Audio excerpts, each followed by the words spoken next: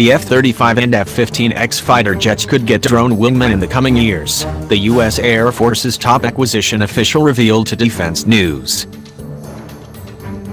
The service is exploring ways to team Lockheed Martin's F-35 and Boeing's new F-15EX with the XQ-58 Valkyrie drone, a low-cost attritable fighter made by Kratos Defense, or similar unmanned platforms. Attritable means that an asset is reusable, but inexpensive enough that the service can afford to lose it in battle. The Air Force is in discussions with Boeing and Lockheed on the prospect, and the Air Force Research Laboratory is working on the technology, Will Roper said May 21st in an exclusive interview. "I'm very passionate about doing it, and the F-35 has a wonderful opportunity to do this as part of Block 4. Roper said, referring to the F-35's upcoming upgrade program. "We might also have an opportunity to do this as part of F-15EX. Roper told lawmakers this month that Valkyrie would transition to a prototype program known as Skyborg, where the drone will be outfitted with new sensors and payloads and will be networked to manned fighter jets. In March, he characterized Skyborg as an artificial intelligence wingman that would train and learn alongside pilots, or possibly be incorporated into a manned fighter cockpit to act as an assistant to the pilot like R2-D2 in the Star Wars films.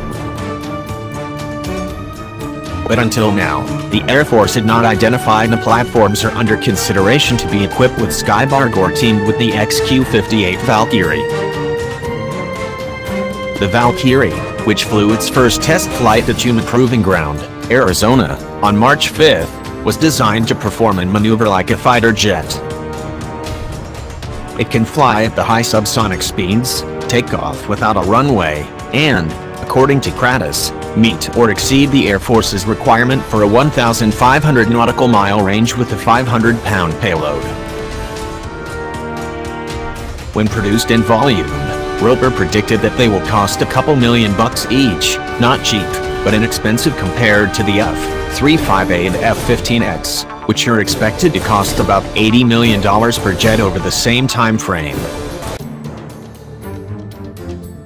The Air Force is also assessing whether other unmanned aerial systems would complement the Skyborg program. A March request for information describes a modular, fighter-like aircraft that is autonomous and attritable, with open systems that allow it to be updated with new AI software or new hardware.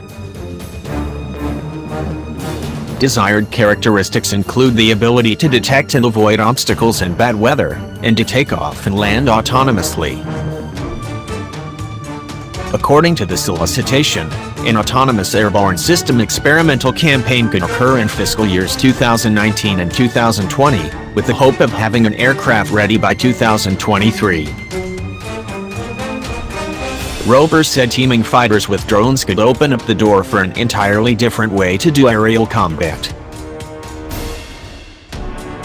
For example, take a typical 4-aircraft formation and replace it with an F-15EX and 3 Valkyries. "We can take risk with some systems to keep others safer," Roper said. "We can separate the sensor and the shooter. Right now they're co-located on a single platform with a person in it. In the future, we can separate them out, put sensors ahead of shooters, put unmanned systems behind the unmanned. There's a whole playbook." For the F-35, the pathway to incorporating Skyborg would involve writing software, similar to an iPhone application, that could be installed on the jet during its Block 4 modernization phase in the early 2020s. Starting in 2023, F-35s rolling off the production line will be outfitted with improved processors, more memory capacity and new, advanced displays in the cockpit, a suite of changes that the F-35 program office calls Tech Refresh 3. Undergirding those upgrades is a transition to an open mission system architecture owned by the government, which will allow the services to create and upload custom software apps, F-35 program head by ADM. Matt Winter told reporters this month. In a statement, Lockheed spokesman Mike Friedman said the F-35 is ideally suited for manned-on-manned teaming applications like Skyborg. In a statement, Lockheed spokesman Mike Friedman said the F-35 is ideally suited for manned-on-manned teaming applications like Skyborg. Unlike fourth-generation aircraft, the F-35 is a force multiplier able to share its operational picture with ground, sea and air assets in the battle space, Friedman said.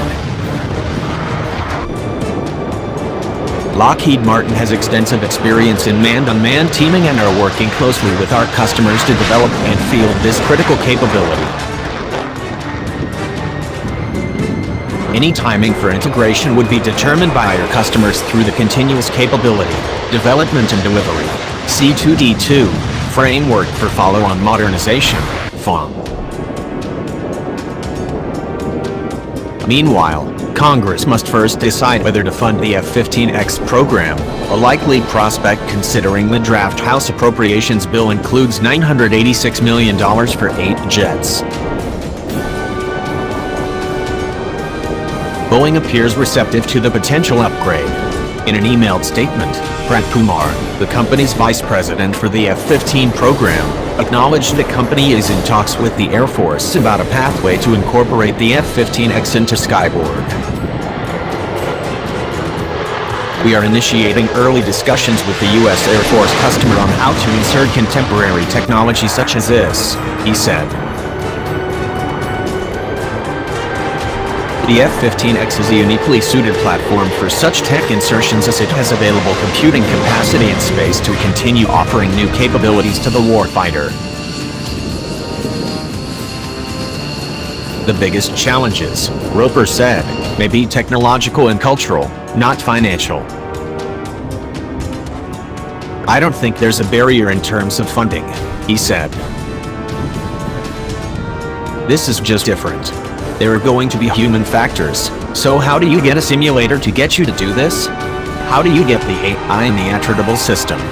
What do you do? What do you not allow it to do? When Roper recently visited the Massachusetts Institute of Technology, the scientists he spoke to acknowledged that their AI research is driven by near-term commercial applications, like extending internet connectivity into everyday electronics. A future generation of AI, like self-driving cars, will have to grapple with questions of trust and auditability, Roper added.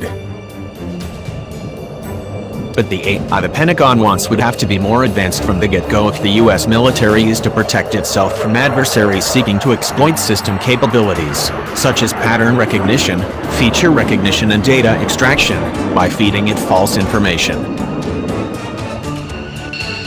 The current generation of AI does not deal with a world that understands how AI works and intentionally trying to throw a wrench in its machine.